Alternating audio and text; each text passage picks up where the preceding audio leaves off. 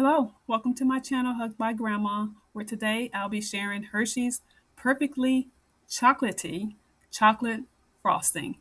Let's get started.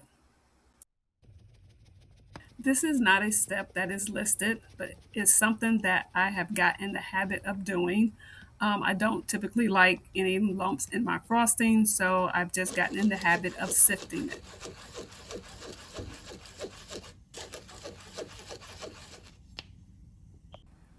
We're going to add 2/3 cup of Hershey's cocoa to melted butter. The butter is just one stick, melted and cooled slightly.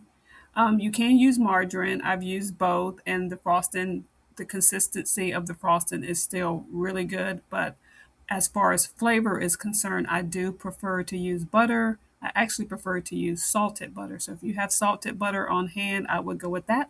But if you don't, then butter or margarine will work. You're just going to stir this until there are not any more lumps in the mixture.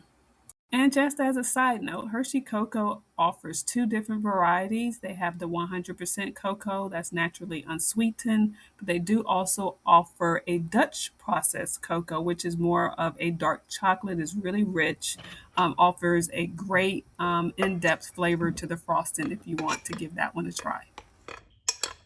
So next we're going to alternate with adding in our 3 cups of powdered sugar and our 1/3 cup of milk. I started with just half of the powdered sugar first and half of the milk, just kind of poured some of that in there. And then I fully combined what I had before adding in the remaining powdered sugar and the remaining milk.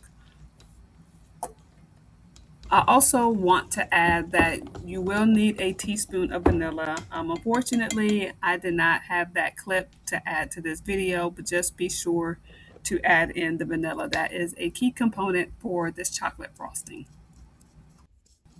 This has been my go-to chocolate frosting for a really long time. I'm certain that I may have picked this recipe up from my great aunt. She made chocolate cakes a lot when I was a little girl.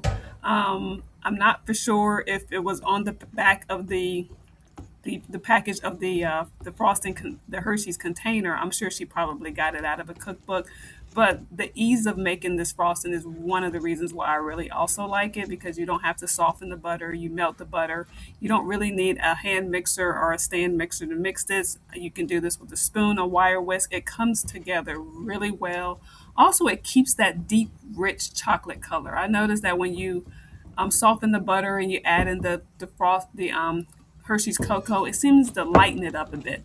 And I really wanted to have that dark chocolate look, so I really do enjoy this frosting. It really is good if you haven't tried it. And as a side note, the recipe is also on the back of the Hershey's container that has a great chocolate cake and a great frosting.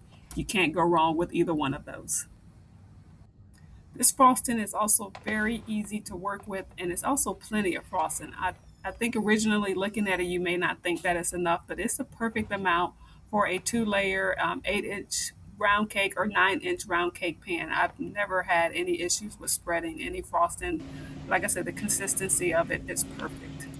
So there you have it, a rich, creamy, homemade chocolate frosting.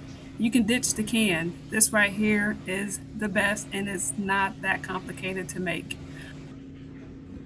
It's always a pleasure having you in my kitchen. Please like and subscribe for more content like this. And until next time, may your kitchen always feel like a hug from Grandma.